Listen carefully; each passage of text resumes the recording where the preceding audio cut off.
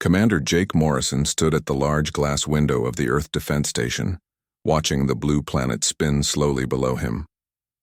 The space station orbited Earth quietly, its metal walls humming with the sound of machines and computers working all day and night. Jake had been stationed here for 3 years, but today felt different from all the others. Today, the aliens were going to tell Earth what they really thought about humanity. The holographic display in the main control room flickered to life with a soft blue glow. Captain Lisa Bradley walked over to Jake and handed him a steaming cup of coffee. Her brown hair was pulled back in a tight ponytail, and her green eyes showed the worry that everyone on the station was feeling. They had been expecting this message for weeks, ever since the long-range sensors detected the massive alien fleet moving toward their solar system. "Sir, the transmission is coming through now," said Lieutenant Tony Garcia from his position at the communications console. The young officer's hand shook slightly as he adjusted the controls to receive the alien signal. This would be the first time that most of the crew had seen any of the galaxy's alien species face to face, even if it was just through a hologram. The air in the control room seemed to grow thick as the holographic projector activated. A tall, thin creature appeared in the center of the room, standing nearly 8 feet high with pale silver skin that looked like polished metal. Its eyes were large and black, taking up most of its narrow face. When it spoke, its voice sounded like wind chimes being hit by a gentle breeze.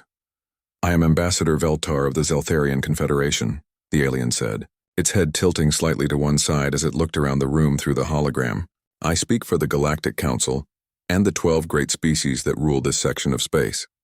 We have come to deliver an important message to the primitive beings of Earth." Jake felt his jaw tighten at the word primitive, but he kept his face calm and professional. Behind him, he could hear the other crew members shifting uncomfortably in their chairs. The alien continued speaking, its voice carrying a tone that made it clear they thought very little of humanity. "Your species has been observed for many cycles, and we have decided that you are not ready to join the galactic community as equals. Your technology is laughably simple, your weapons are weak, and your ships move through space like rocks thrown by children. We have seen your fastest vessel, the UES Guardian, and our smallest patrol ships could destroy it with a single shot." Captain Lisa Bradley's hand moved to the weapon at her side, but Jake caught her eye and shook his head slightly. This was not the time for anger, even though every person in the room wanted to tell the alien exactly what they thought about its comments. The Zeltharian alien's image flickered for a moment before continuing. "The Galactic Council has decided to be merciful. We will give your species exactly 30 standard galactic days to prepare for relocation. You will leave this world and move to the reservation planets that we have prepared for primitive species like yourselves. There you can live simple lives under our protection and guidance." Lieutenant Garcia raised his hand slightly. "Sir, should I respond to them?" Jake shook his head. "Let them finish first." The alien seemed to smile, though its face was so different from a human's that it was hard to be sure. "We know that some of your people might think about fighting against us. This would be a very foolish decision. Our fleet contains 2,000 ships from 12 different species. Each of our vessels is more advanced than anything your primitive minds could imagine. The Corvan Empire alone has brought 300 warships, any one of which could turn your entire planet into dust." As if to prove its point, the hologram changed to show images of the alien fleet. Massive ships that looked like floating cities moved through space, their dark hulls covered with weapons that glowed with dangerous energy. Some of the ships were shaped like giant insects, while others looked like smooth stones or twisted pieces of metal. All of them were huge compared to Earth's largest spacecraft. "Your chemical rockets and metal ships are toys compared to our technology," the alien continued. "We have weapons that can destroy stars, shields that can stop any attack, and engines that let us travel across the galaxy in days. What do you have? Ships that barely leave your own solar system, and weapons that could not even scratch the paint on our hulls." Deep beneath the Colorado mountains, Dr. Alex Turner watched the same transmission from his hidden laboratory. The walls around him were lined with computer screens and strange machines that hummed with barely contained energy. For 15 years, he had been working on something that the aliens could never imagine, something that would change everything the galaxy thought it knew about humanity. Turner picked up a secure communication device and pressed a single button. Thousands of miles away, Admiral Kate Sullivan received the signal on her command ship hidden behind one of Jupiter's moons. She looked out at the massive construction yards that surrounded her vessel, where ships unlike anything the galaxy had ever seen waited in the darkness of space. Back on the Earth Defense Station, the alien's message was coming to an end. You have 30 days to make your preparations. We suggest you use this time wisely to organize your people for relocation. Any attempt to resist will result in the complete destruction of your species. We have conquered 47 worlds, and none have ever successfully fought against the might of the Galactic Council. The hologram flickered and disappeared, leaving the control room in silence. Jake looked around at his crew, seeing a mixture of fear and anger on their faces. Tony Garcia was staring at his console, his hands still shaking. Lisa Bradley had her arms crossed and was looking out at Earth with a determined expression. "Sir, what are our orders?" Lisa asked quietly. Jake smiled for the first time that day. "Captain Bradley, please send a message to Dr. Turner. Tell him it's time to activate Project Shadowfall." Lisa looked confused. "Project Shadowfall, sir? I've never heard of that." "Most people haven't," Jake replied, walking back to the window to look down at Earth. "But those aliens are about to learn that underestimating humanity is the biggest mistake anyone can make." Far out in the solar system, hidden facilities that had been disguised as asteroid mining operations began receiving activation codes. Ships that had been built in secret started powering up their engines. The galaxy thought it knew everything about Earth's capabilities, but they were about to discover that humans had been preparing for this day for much longer than anyone imagined. Colonel Ryan Peters floated through the zero-gravity corridor of the Titan facility, his magnetic boots clicking against the metal floor with each step. The massive construction base stretched out before him like an underground city, filled with ships that defied everything the galaxy thought they knew about human technology. These vessels were not the clumsy metal boxes that the aliens expected to see, but sleek predators designed for one purpose: to prove that Earth was far from helpless. The largest ship in the bay was nearly a mile long, its dark hull absorbing light like a hungry shadow. Workers in spacesuits moved around it like ants, making final adjustments to systems that had taken years to perfect. Ryan had overseen the construction of this facility since its beginning, watching as humanity's greatest secret took shape in the cold depths of space. "Colonel Peters, Dr. Foster is requesting your presence in Laboratory 7, came a voice through his helmet radio. Ryan changed direction and headed toward the research section of the facility, where the real magic happened. The laboratory was where human ingenuity met alien technology, creating something entirely new. Dr. Amy Foster looked up from her work as Ryan entered the lab. Her blonde hair was messy from long hours of research, and her blue eyes showed the excitement of someone who had just solved an impossible puzzle. Around her, holographic displays showed engine designs that seemed to bend the laws of physics into new shapes. "Ryan, you need to see this," Amy said, pointing to a three-dimensional image floating above her desk.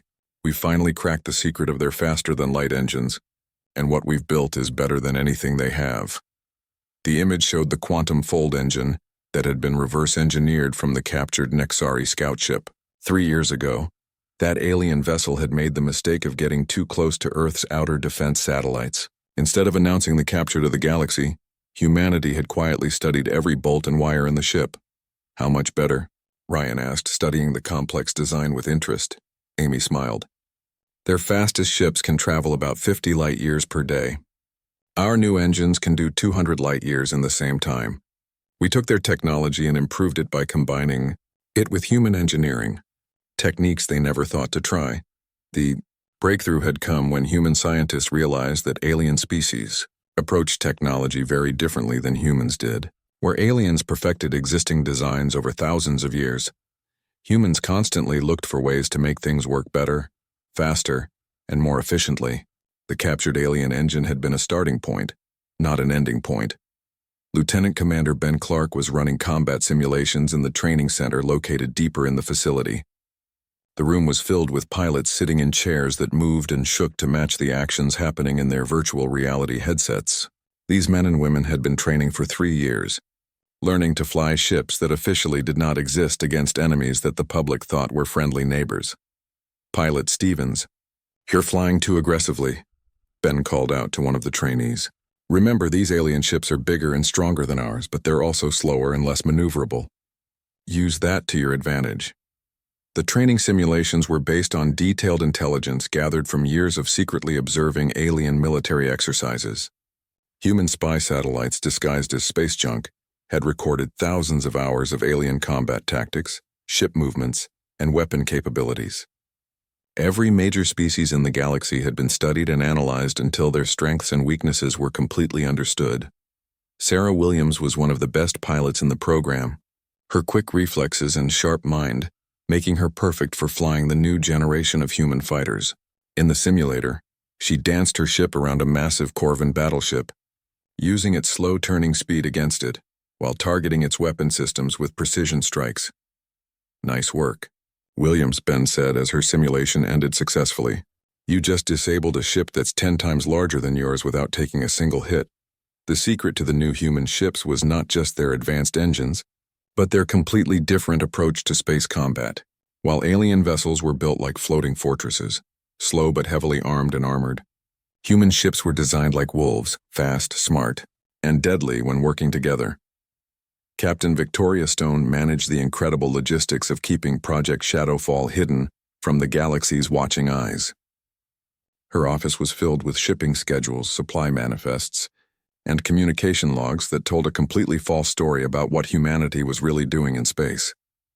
"The latest supply convoy will arrive at Titan in 6 hours, Victoria told her assistant, Lieutenant Mark Johnson. "Make sure it's logged as a routine mining equipment delivery. The aliens are still monitoring our communications, so everything has to look completely normal." For years, massive cargo ships had been carrying supplies to hidden facilities throughout the solar system. To anyone watching, they appeared to be simple mining operations or scientific research missions. The truth was that humanity had been building the largest secret military project in their history, spread across dozens of locations that the aliens had dismissed as unimportant. The deception had been perfect. Alien observation posts had recorded thousands of hours of human activity, all of it carefully staged to reinforce their belief that Earth's technology was primitive and harmless. They saw the mining ships, the research stations, and the simple cargo vessels, but they never suspected that each innocent-looking operation was actually part of a vast war machine.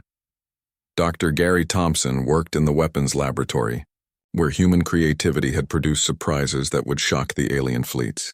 The new energy weapons were based on principles that alien scientists had never explored, using techniques that seemed impossible according to their understanding of physics. "The quantum disruptor array is ready for final testing," Gary announced to his team. "If this works the way our calculations suggest, it should be able to cut through any known shield technology." The weapon worked by attacking the quantum bonds that held matter together, essentially causing enemy ships to fall apart at the molecular level. It was a completely human invention, born from the kind of creative thinking that alien species found difficult to understand. Meanwhile, throughout the galaxy, alien entertainment networks continued broadcasting comedy shows that mocked human military capabilities. The Nexari had produced a particularly popular program called Earth's Tiny Warriors that showed human soldiers trying to fight with primitive weapons against advanced alien technology. The shows were watched by billions of beings across known space, all of them laughing at the idea that humans could pose any real threat. What none of them knew was that hidden sensors were recording every detail of their fleet movements, analyzing their ship designs and studying their tactical preferences. The same humans they were mocking had been quietly preparing for war while appearing completely helpless. Admiral Kate Sullivan received regular reports from all the hidden facilities, watching as humanity's secret fleet grew stronger every day. Soon the galaxy would learn that laughing at Earth had been their first and last mistake. President Helen Rogers stood at the podium in the United Nations building, looking out at representatives from every nation on Earth. The large assembly hall was completely silent as she prepared to reveal the truth that had been hidden for 15 years. Behind her, a massive screen showed the countdown timer that the aliens had given them, 20 days remaining until humanity was supposed to surrender their home world. "My fellow humans," Helen began, her voice carrying clearly through the hall. "For too long, we have allowed the galaxy to believe that Earth is weak and defenseless. Today I can finally tell you the truth. We are not the primitive species that our enemies think we are." The screen behind her changed to show images of the hidden fleet that had been built in secret throughout the solar system. Ships that looked nothing like the clumsy vessels the aliens expected to see appeared one by one, their sleek designs and advanced weapon systems drawing gasps from the assembled representatives. These ships have been under construction for 15 years, Helen continued. While the galaxy laughed at our technology, our best scientists and engineers were creating something that would change the balance of power forever. We are not victims waiting to be relocated. We are Earth, and we will defend our home. Admiral Jake Sullivan sat in the command center of the newly revealed Earth Defense Fleet, watching as ships that had been disguised as space stations and research facilities powered up their true systems. The UES Liberty had been masquerading as a mining platform for 8 years, but now its real purpose was clear. The massive vessel was actually a command ship capable of coordinating hundreds of smaller craft in battle. "Sir, all disguised vessels are reporting ready status," said Commander Paul Davis from his position at the tactical console. "The aliens still think we only have about 50 military ships, but we actually have over 400 vessels ready for combat." Jake nodded with satisfaction. The deception had been maintained perfectly, with many of Earth's real warships hidden in plain sight as civilian vessels. Cargo haulers were actually troop transports, scientific research stations were weapon platforms, and communication satellites were actually sensor arrays capable of tracking enemy movements across the entire solar system.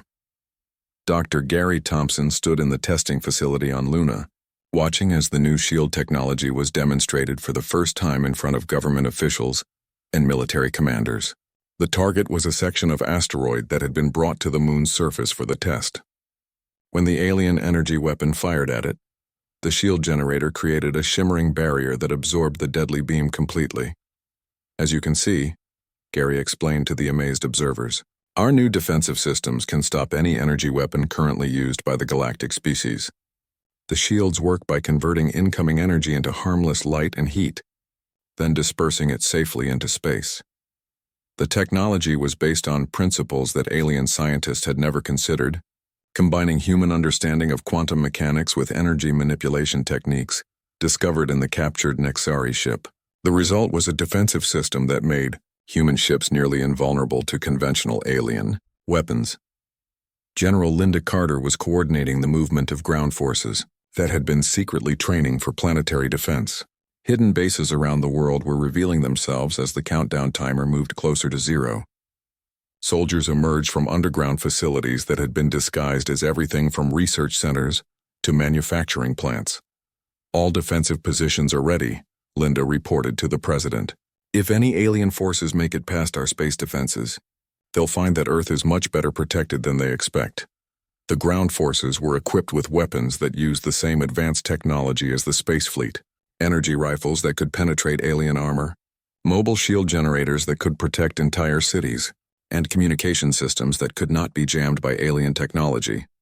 Meanwhile, in the depths of space beyond Pluto, Admiral Kate Sullivan received the authorization code she had been waiting for. The secret fleet, hidden in the darkness between worlds, began moving toward Earth. These ships were humanity's greatest achievement, built using technology that surpassed anything the galaxy had ever seen. "Navigation, set course for Earth," Kate ordered from the bridge of her flagship, the UES Vengeance. "Maximum stealth protocols are in effect. I want us to arrive without being detected by a single alien sensor." The ships of the hidden fleet used engines that folded space around them, allowing them to travel faster than light, without creating the energy signatures that aliens could detect. Their hulls were designed to absorb sensor beams, making them invisible to the most advanced detection systems in the galaxy. Lieutenant Colonel Sam Baker commanded one of the stealth frigates in Kate's fleet, the UES Ghost. His ship was smaller than the alien cruisers, but it carried weapons that could destroy vessels 10 times its size. The quantum torpedo launchers were loaded with warheads that could tear holes in reality itself, while the plasma cannons could slice through any known armor. "All systems are green," Sam reported to his crew. "We'll reach Earth in 18 hours, right on schedule." Back on Earth, the alien broadcast continued to mock humanity's apparent desperation. The Corvan War Minister had released a statement, calling human preparations the pathetic struggles of insects, about to be stepped on. The Nexari fleet commander announced that his ships alone could conquer Earth in less than a day. Captain Lisa Bradley monitored these transmissions from the Earth Defense Station, taking note of every detail that revealed alien overconfidence. The enemy was so certain of victory that they were broadcasting their battle plans and ship positions openly, never suspecting that humans were capable of intercepting and understanding their communications. "They're making this almost too easy," Lisa told Commander Jake Morrison. "They're telling us exactly where their command ships will be positioned and which routes their attack formations will use." Jake smiled grimly. "Let them keep talking. Every word they say makes our job simpler." Dr. Alex Turner made final adjustments to the quantum fold engines that would power humanity's counterattack. The technology was so advanced that even human scientists barely understood how it worked, but the results spoke for themselves.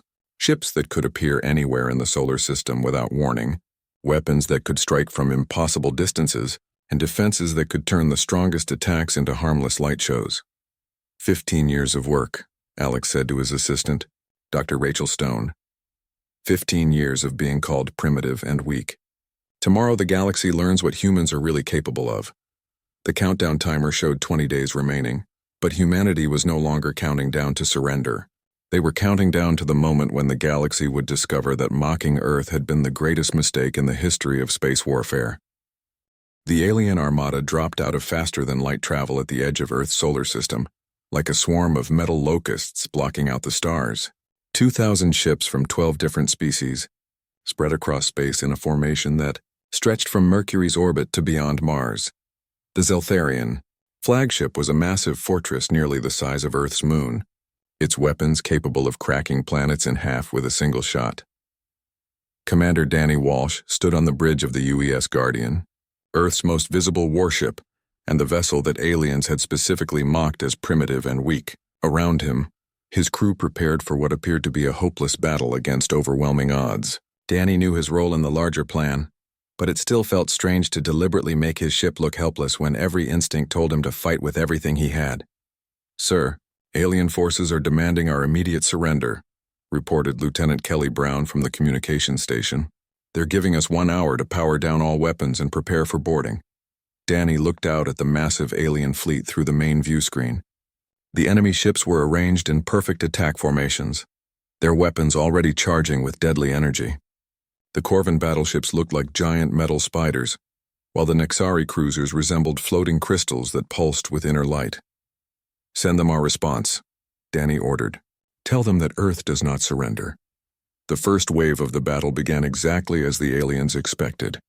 The UES Guardian and its escort ships opened fire with their conventional weapons, launching missiles and energy beams that the alien commanders had seen countless times before. The attack struck alien shields and bounced off harmlessly, just as every previous species had discovered when they tried to resist the Galactic fleet. Captain Nicole Hayes commanded the UES Defiance, one of the escort vessels supporting Danny's ship. Her crew fought bravely as alien fire began to overwhelm their defenses, playing their part in making the battle look like a desperate last stand by an outmatched enemy. When alien plasma cannons punched through her ship's armor, Nicole gave the order to abandon ship just as planned. "All hands, this is the captain," Nicole announced over the ship's communication system. "We have fought with honor, but our ship is lost. Evacuate to the rescue pods immediately." The destruction of the Defiance sent exactly the message that humanity wanted the aliens to receive. Earth's ships were brave but hopelessly outgunned, fighting a battle they could not possibly win. The alien commanders felt a familiar satisfaction as they watched another primitive species learn the hard way that resistance was futile. Admiral Zethkar of the Nexari fleet watched the battle from his command ship, the Crystal Harmony. The massive vessel floated in the center of the alien formation like a glowing jewel, its weapon systems charging for the final strike that would end Earth's resistance forever. Around him, his officers reported the progress of the attack with calm efficiency. "The human ships are falling back toward their home planet," reported his tactical officer. "Their weapons cannot penetrate our shields, and their ships are too slow to escape our pursuit. Victory will be achieved within 2 hours." Zethkar nodded with satisfaction. This was proceeding exactly like the conquest of the other 47 worlds that had fallen to the Galactic fleet. First came the desperate resistance, then the gradual retreat, and finally the complete surrender when the primitive species realized that fighting was hopeless. "Prepare the planet-cracking weapon," Zethkar ordered. "Once we have eliminated their remaining ships, We will demonstrate what happens to worlds that dare to resist the Galactic Council. Captain Nicole Hayes floated in her rescue pod, watching through the small window as the battle continued to rage around her. According to the plan, she should be broadcasting Earth's final message to the galaxy in exactly 30 minutes. Her words would be transmitted across known space as a defiant last stand before the revelation that would change everything. Deep in space beyond the orbit of Pluto, Admiral Kate Sullivan received the signal she had been waiting for. The alien fleet was completely focused on the battle near Earth. Their sensors pointed toward the fighting and their attention fixed on what they believed was humanity's last desperate resistance. All ships. "This is Admiral Sullivan," Kate announced to her hidden fleet. "Execute Operation Revelation. Jump coordinates are locked in. We will emerge directly behind the enemy formation in exactly 15 minutes. The secret fleet moved through folded space like ghosts traveling between dimensions. 300 ships that the galaxy had never suspected existed, prepared to drop out of quantum fold travel in perfect formation. These vessels were humanity's true military strength, built using technology that surpassed anything the aliens had ever encountered. Lieutenant Colonel Sam Baker checked his weapon systems one final time as his ship, the UES Ghost, prepared for battle. The quantum torpedoes were loaded and ready, their warheads capable of tearing holes in space itself. The plasma cannons were charged to full power, ready to slice through alien armor like hot knives through butter. "Ghost Squadron, this is Baker," Sam announced to his fighter wing. "Remember your training. These alien ships are bigger and stronger than ours, but they're also slower and less maneuverable. Hit them fast, hit them hard, and get out before they can respond." The moment arrived with perfect timing. Captain Nicole Hayes began broadcasting Earth's final message, just as the alien commanders were preparing to deliver the killing blow to humanity's apparently defeated fleet. "People of the galaxy," Nicole's voice carried across space to every listening post and communication station in known space. "You have mocked our technology, dismissed our potential, and assumed our surrender. You have called us primitive, weak, and helpless. Today you learn how wrong you were." At that exact moment, Admiral Kate Sullivan's fleet dropped out of quantum fold space directly behind the alien formation.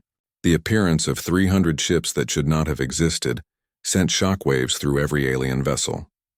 These were not the clumsy metal boxes that the galaxy expected to see, but sleek predators that seemed to absorb light itself. The alien sensors went crazy as they tried to identify the new arrivals. The ships did not match any known design in the galactic database. Their hulls were made of materials that seemed to bend light around them, and their energy signatures were unlike anything any species had ever encountered. Unknown vessels. "Identify yourselves immediately," Admiral Zethkar demanded. His calm confidence suddenly replaced by confusion and growing alarm. The response came not in words but in action. The human fleet opened fire with weapons that the aliens had never seen before. Quantum torpedoes tore through space, creating holes in reality that swallowed entire alien cruisers. Plasma cannons fired beams of energy so intense that they cut through the strongest shields like they were made of paper. The tide of battle changed in an instant. Ships that the aliens had believed to be technologically superior were being systematically destroyed by weapons they could not understand. The Corvin War Minister's flagship, a massive dreadnought that had conquered dozens of worlds, was disabled and captured within minutes by a human boarding party. Dr. Alex Turner watched the battle from his hidden laboratory, seeing 15 years of secret work finally revealed to the galaxy. The quantum fold engines allowed human ships to appear anywhere on the battlefield without warning. The energy absorption shields turned the aliens' most powerful attacks into harmless light shows. The advanced weapon systems made even the smallest human fighter capable of destroying vessels 10 times its size. The galaxy was learning that underestimating humanity had been their greatest mistake, and the lesson was being taught with devastating effectiveness. The emergency session of the Galactic Council took place in a space station that had never before hosted a meeting under such desperate circumstances. The same alien leaders who had mocked Earth's primitive technology now sat around a circular table, their confident arrogance replaced by fear and uncertainty. Admiral Jake Morrison led the human delegation into the chamber, his dress uniform carrying medals that represented humanity's newfound status as the galaxy's most powerful military force. Ambassador Veltar of the Zeltharian Confederation was the first to speak. his voice no longer carrying the musical confidence it had possessed during the ultimatum. "Admiral Morrison, the Galactic Council wishes to discuss terms for an immediate ceasefire. We acknowledge that we may have underestimated Earth's technological capabilities." Jake sat down across from the alien representatives, his calm expression showing none of the satisfaction he felt at seeing their changed attitudes. Behind him, Captain Lisa Bradley and Dr. Alex Turner took their positions as humanity's chief military and scientific advisors. The same humans who had been dismissed as primitive were now being treated with the respect reserved for the galaxy's greatest powers. "Underestimated is an interesting way to describe it," Jake replied smoothly. "Your fleets came here planning to relocate my entire species to reservation planets. You called us insects and primitives. Now you want to discuss peace because we proved you wrong." The Corvan War Minister, whose flagship had been captured intact during the battle, shifted uncomfortably in his seat. "We were acting on incomplete information about human capabilities. Perhaps we were too hasty in our judgment." Dr. Alex Turner stood and activated a holographic display that showed the technical specifications of the weapons that had defeated the alien fleet. "Your mistake was assuming that being newer to space travel meant being inferior in technology. While your species spent thousands of years perfecting existing designs, humans looked for completely new ways to solve old problems. The hologram showed the quantum fold engines that allowed human ships to travel faster than any vessel in the galaxy. It displayed the energy absorption shields that could turn the most powerful alien weapons into harmless light. Most importantly, it revealed the manufacturing capabilities that had allowed humanity to build hundreds of advanced warships in complete secrecy. We studied your technology when we captured the Nexari scout ship 3 years ago," Alex continued. "But instead of simply copying what you had built, we used it as a starting point to create something better. That is what makes humans different from every other species you have encountered." Fleet Commander Zethkar, whose crystal harmony had barely escaped the battle, spoke with obvious reluctance. "What are Earth's terms for peace? We are prepared to acknowledge human territory and withdraw our forces from your solar system." Jake smiled slightly. "Those terms might have been acceptable before you threatened to destroy our world and relocate our people. Now we have different requirements." Captain Lisa Bradley activated another holographic display, this one showing a document that would reshape galactic politics forever. "The Terran Accords will establish new rules for how advanced species interact with developing worlds. No more forced relocations, no more conquest disguised as protection, and no more assumption that newer civilizations are automatically inferior." The aliens studied the document with growing alarm. The Accords would prevent them from continuing their policy of conquering primitive worlds and forcing their inhabitants onto reservation planets. More importantly, they would establish Earth as an equal partner in galactic affairs, with the military strength to enforce these new rules. "Furthermore," Jake added, "humanity will share certain technological advances with species that sign the Accords. Our quantum fold engines, energy absorption shields, and advanced weapon systems could benefit everyone, but only those who agree to treat developing civilizations with respect." Dr. Amy Foster entered the chamber carrying data tablets that contained some of humanity's most advanced scientific discoveries. "We are prepared to establish joint research stations where human and alien scientists can work together. The combination of human innovation with alien experience could push the boundaries of what any single species thought possible." The offer was carefully calculated to appeal to the aliens' desire for technological advancement while ensuring that Earth would remain the dominant partner in any such arrangements. Human scientists had already proven their ability to improve upon alien technology in ways that even the most advanced species had never considered. Commander Danny Walsh, whose ship had played such an important role in the deception that led to human victory, stood near the back of the chamber. His UES Guardian was being repaired after the battle, but it would soon be equipped with the same advanced technology that had shocked the galaxy. Earth's entire fleet was being upgraded to match their secret vessels. "We also propose the establishment of a new galactic military academy," Lisa announced. "Located on Titan, it will train both human and alien officers in advanced tactics and technology. The galaxy has been fighting the same way for thousands of years. It's time to learn new approaches to space warfare." The aliens exchanged uncertain glances. The idea of learning military tactics from the species they had recently dismissed as primitives was difficult to accept. But the results of the recent battle made it clear that human military doctrine was superior to anything they currently possessed.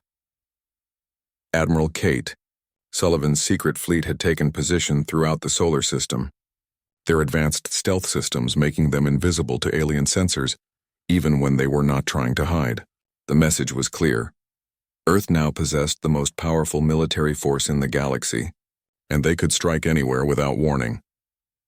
Colonel Ryan Peters supervised the conversion of the Titan facility from a secret construction yard into the galaxy's premier research and training center. The same hidden shipyards that had built humanity's secret fleet would now produce vessels for the species that signed the Terran Accords. The technology that had once been Earth's greatest secret would become the foundation for a new era of galactic cooperation. President Helen Rogers received regular updates on the negotiations from her office in Washington. The transformation of Earth's status from threatened victim to galactic superpower had happened so quickly that many humans were still struggling to understand their new position in the galaxy. Dr. Gary Thompson worked with alien scientists who had once mocked human technology, helping them understand the principles behind energy absorption shields and quantum manipulation. The same beings who had laughed at Earth's primitive weapons now begged to learn the secrets of human innovation. The negotiations concluded with the signing of the Terran Accords by every species that had participated in the original invasion fleet. Earth's terms were accepted completely, establishing humanity as not just an equal partner in galactic affairs, but as the dominant technological power in known space. Admiral Jake Morrison stood once again at the observation deck of the Earth Defense Station, but now he watched alien ships arriving to request permission to enter Earth's solar system. The species that had once planned to relocate humanity to reservation planets now competed for the privilege of cooperation and trade. Dr. Alex Turner reflected on how the galaxy had learned that appearances could be deceiving. The primitive technology that aliens had mocked was actually an elaborate disguise that hid humanity's greatest strength, their ability to exceed any expectation and redefine what was possible. The secret fleet had been revealed, but humanity's greatest secret remained hidden. Their potential had no limits.